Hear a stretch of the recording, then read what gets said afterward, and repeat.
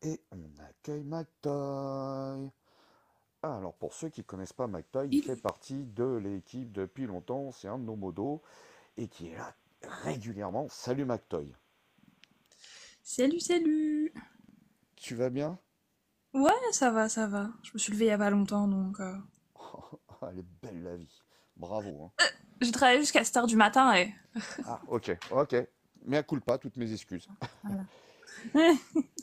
Bon, déjà que bon, t'étais pas d'accord avec moi sur mon super nounours. Je suis trop content de mon nounours. Je vais Ouais, trop moi je faire veux avec lui. parler du nounours, pas de pas du climat. Non, je rigole. Du nounours queer pas queer. Voilà, c'est ça. Bon, par rapport à ça, qu'est-ce que toi, tu peux nous dire sur cette histoire de réchauffement climatique? Puisque jusqu'à maintenant, on a plutôt des personnes plutôt convaincues que c'est absolument pas une arnaque et c'est même plutôt préoccupant. Et toi, ta position, c'est laquelle, s'il te plaît? Euh... Bonne question. Non, pour le coup, le terme réchauffement climatique, ça fait un moment qu'on m'avait expliqué et que je comprends pourquoi il est...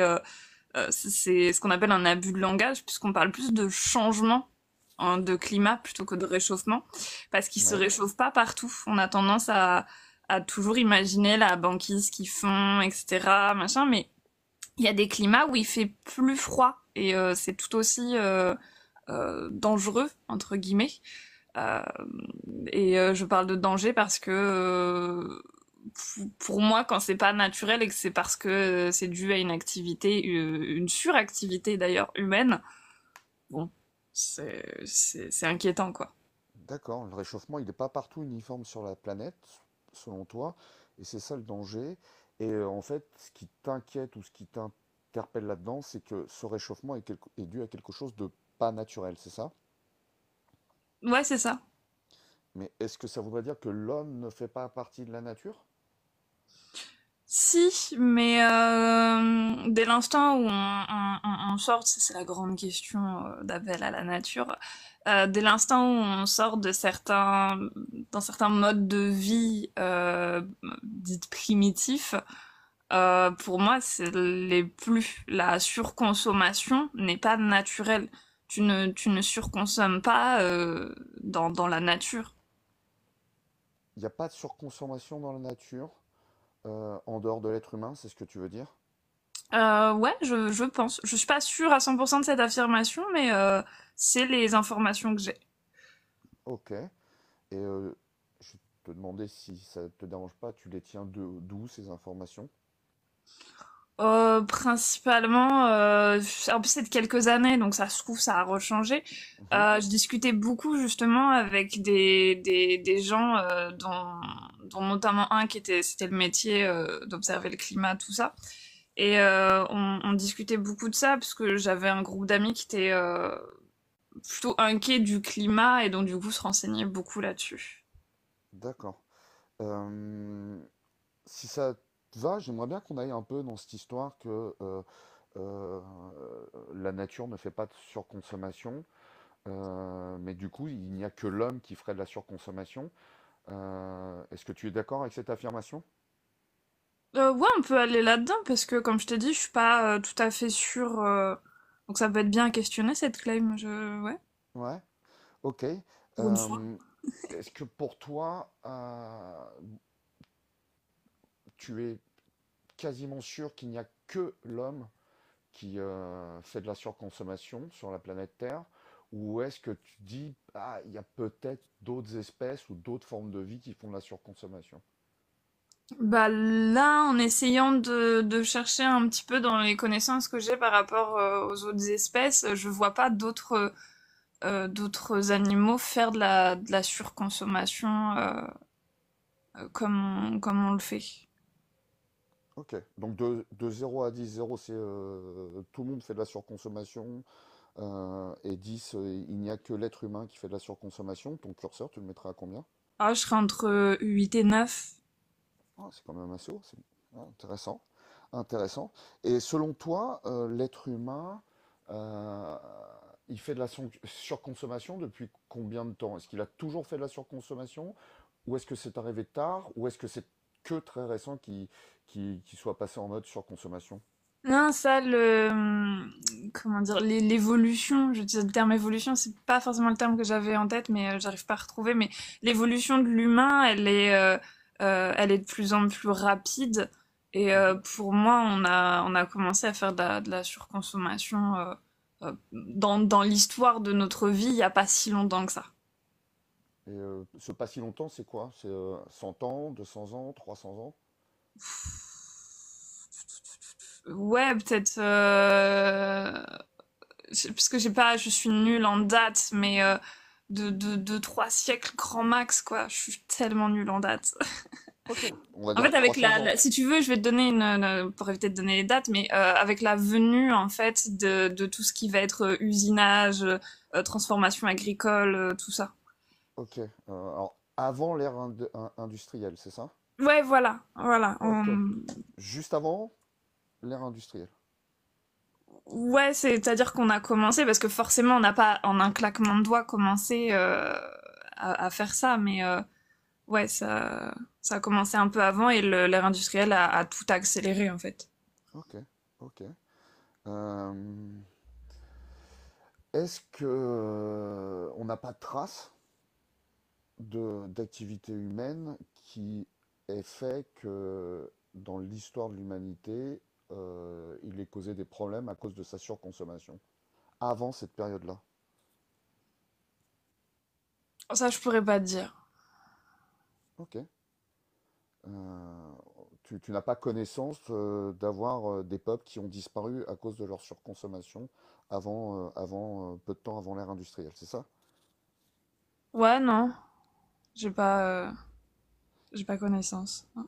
Et si je te disais, et si on t'apportait la preuve qu'il y a d'autres populations humaines sur Terre qui ont disparu à cause de leur surconsommation et que cette période-là est bien antérieure à l'ère industrielle, est-ce que ça te ferait changer d'avis ou pas Bah, sur ton claim? ça réconforterait ce que je pense dans le sens où, vu que là, on est toujours sur l'humain, Ouais, ça reste du coup l'espèce humaine, donc ça réconforterait qu'en plus de ça, c'est un problème, tu vois, parce qu'ils ont disparu à cause de ça. ok, ok.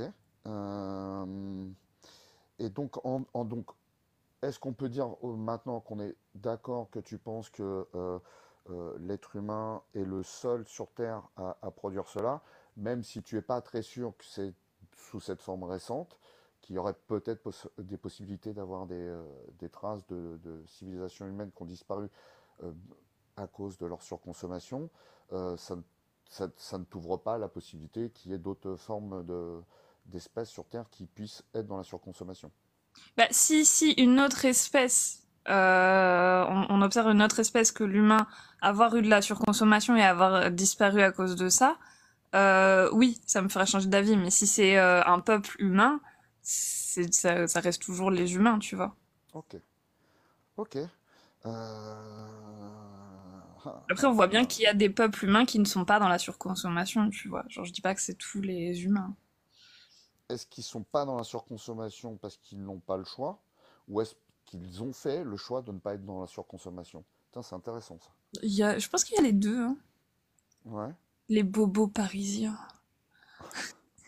Pas de racisme sur ma Peuple chaîne, s'il vous plaît, étrange. madame. Monsieur. Pas de racisme sur la chaîne, monsieur, s'il vous plaît.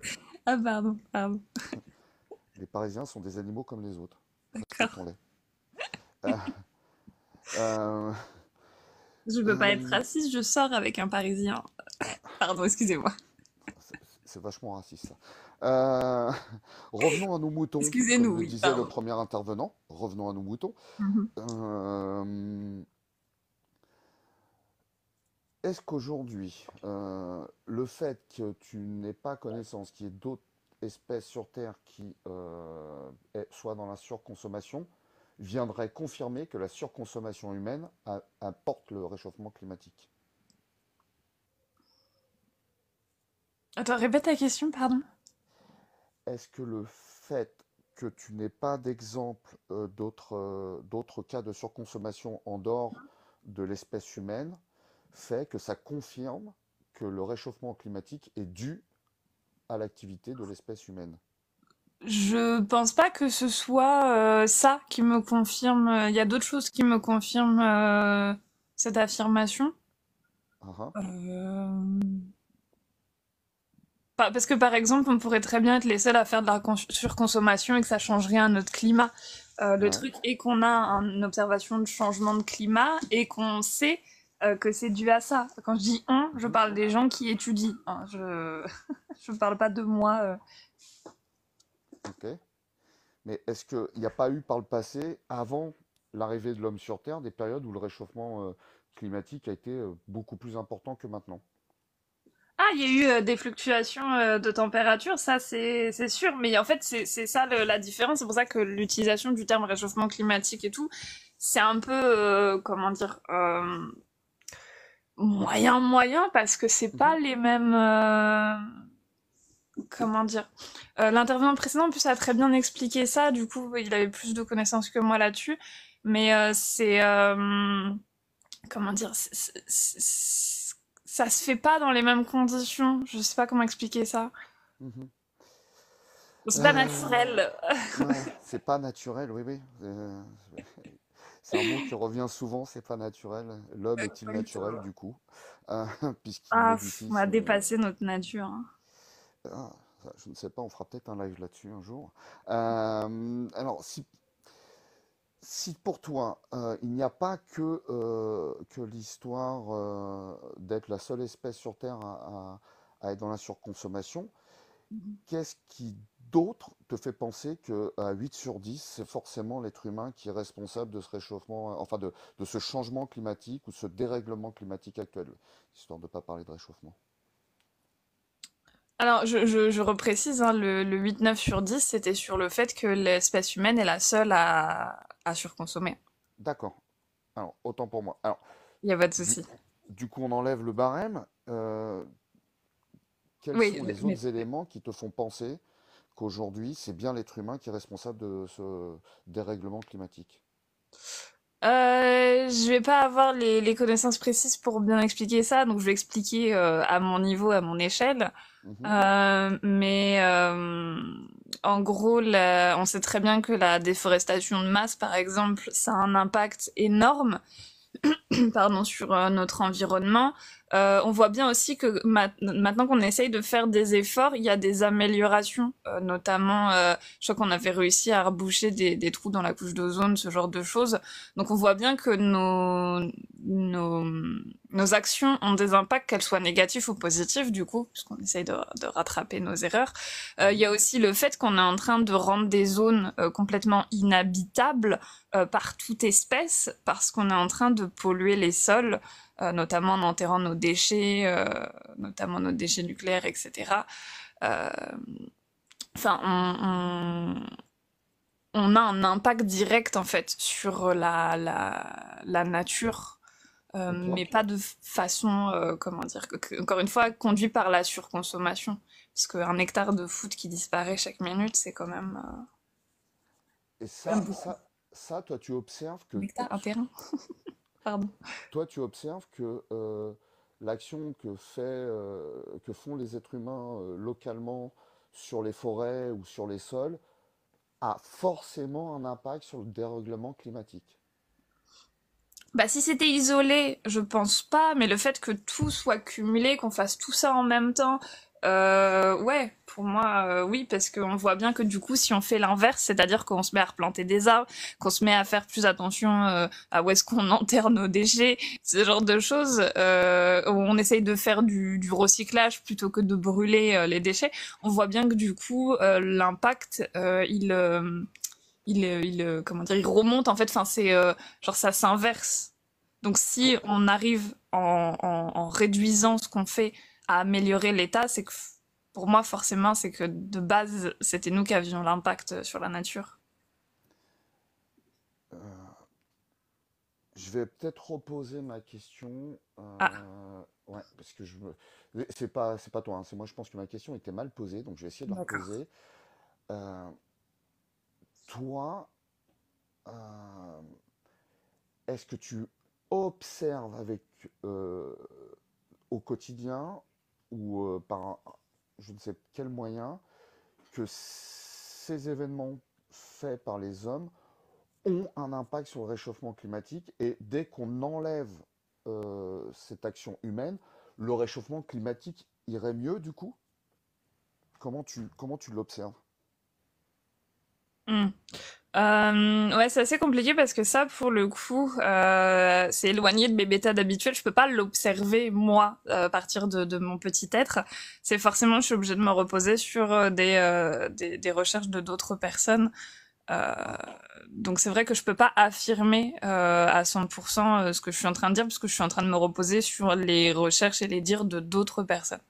Et donc du coup, toi, il faudrait chercher la véracité de ce que ces gens racontent, quoi. ok. Donc, tu confirmes, alors, sans parler de biais de confirmation, Ouais. mais en fait, tu as l'impression d'observer ce changement climatique et ce que tu observes dans la littérature scientifique ou dans la vulgarisation scientifique vient confirmer ce que tu observes, c'est ça? Ouais, parce que même après observer, c'est pareil. Genre j'observe à travers ce que les médias racontent, tu vois. Mhm. Ok. La seule chose que je peux observer, c'est ouais cette impression d'avoir des températures non pas qui réchauffent forcément, mais des températures qui font un peu la gueule, quoi. Genre c'est Mhm. Ok. Et est-ce que tu observes aussi les études scientifiques ou les médias ou les vulgarisateurs qui, eux, vont avoir un discours qui va dire que, au contraire, l'être humain n'a aucun impact, ou s'il a un impact, il n'est que minime, que le réchauffement ou le dérèglement climatique fait partie d'un cycle de la planète et que c'est tout à fait normal. euh, pour vérifier, comment dire, genre quand je tombe sur une étude ou une vulgarisation plus sur le sujet, je regarde plus des vulgarisations parce que je suis pas assez calée dans le domaine. Je regarde qui en parle, qui la partage surtout. Et quand je vois que la plupart des gens qui sont ce qu'on appelle climato-sceptiques ont beaucoup de casseroles complotistes ou représentent dans le corps scientifique une problématique, je me permets de remettre en doute leurs analyses et leurs conclusions, quoi. Mhm. Et est-ce qu'un complotiste ne peut pas dire la vérité de temps en temps? Ah si, c'est pour ça que je Ok. préfère croiser mes sources en regardant plusieurs personnes qui en parlent, surtout que c'est un sujet qui est pas de niche en fait. Il y a énormément de choses dessus, enfin il y a énormément de gens qui peuvent en parler, tout ça quoi. Et sur plusieurs domaines. Donc c'est plutôt intéressant et quand je vois que plus on élargit les domaines, plus ceux qui sont sceptiques, il y a justement des gens qui par le passé ont déjà faussé leurs études, ce genre de choses, bah, j'ai plus tendance à croire ceux qui n'ont jamais menti. C'est peut-être aussi un biais, mais je sais pas, je trouve que c'est une bonne méthode. Tous ceux qui ont menti ont toujours commencé par un mensonge. Ça pourrait être leur premier. Ouais, c'est vrai, c'est vrai. Euh, alors, écoute, je vais faire un petit récapitulatif parce qu'en plus, je me suis laissé porter et j'ai pas lancé le chrono, donc je sais pas du tout Ah, à combien on en est. Si John, si John, il peut me dire si je suis large ou si je suis pile poil ou. J'ai pas non plus lancé le chrono, donc je ne sais pas. Bon, ah, Je pense je qu'on d'accord. doit être à peu près dans les 15 minutes. Ouais, ouais. Ah, c'est avec l'habitude, hein. T'as vu, même sans chrono, on y arrive. Ouais. Donc, McToy, pour toi, le réchauffement climatique, c'est un réel danger, même si on ne peut pas l'observer partout. Tu déduis ça dû au fait que l'être humain n'est plus dans un mode de vie primitif et que l'ère de l'industrialisation, et un peu avant d'ailleurs, a accéléré le phénomène de surconsommation, que la surconsommation a fait des déforestations, pollué les sols, et que toutes ces actions cumulées de l'homme sur la planète euh, conduit inévitablement à un dérèglement climatique. Et ça, pour cela, tu t'appuies sur sur des résumés d'études scientifiques ou des médias spécialisés qui t'apportent des informations, mais néanmoins, tu n'es pas hermétique à aussi écouter les scientifiques ou les médias ou les vulgarisateurs qui viendraient dire que non, le réchauffement climatique n'est pas lié à l'influence humaine, mais néanmoins, euh, le regard croisé de tes sources font que tu vas accorder plus de confiance aux personnes qui t'apparaissent sérieuses et qui n'ont jamais, en tout cas, produit d'études fallacieuses. Est-ce que j'ai bien résumé? Ouais, c'est ça. Je veux dire, tant que c'est pas Trump qui est en train de me dire que le réchauffement climatique n'existe pas, ça va, je peux écouter. Et si Trump avait raison? Oh là là, non, non, Et pourquoi pas? non. Trop de choses à dire. Ouais, ouais. Bon, bah c'était pas ma question emportée, mais je me la pose à moi-même. Et si Trump avait raison? Je m'en fous, Voilà. j'ai jamais de doggy bag, je la prends. Attends, Moi, j'ai un Diana. doggy bag là. Ah, Allez, ah, un doggy bag tu pour vois, Diana. on en parlait l'autre jour sur le fait que quand j'ai des questionnements plus poussés, il y a toujours des doggy bags, contrairement au sujet que je maîtrise. Alors, est-ce que tu es en train de me dire que je t'ai poussé dans ton questionnement? Bah là, oui, sur ce genre de sujet, c'est des sujets que je travaille plus que sur des sujets où je suis plus, plus calée, quoi. Bah écoute, en tout cas, moi ça me fait plaisir de l'entendre parce que, mine de rien, c'est pas un sujet simple pour nous. Je pense que pour John aussi, pour en tout cas dans l'exercice de l'entretien épistémique.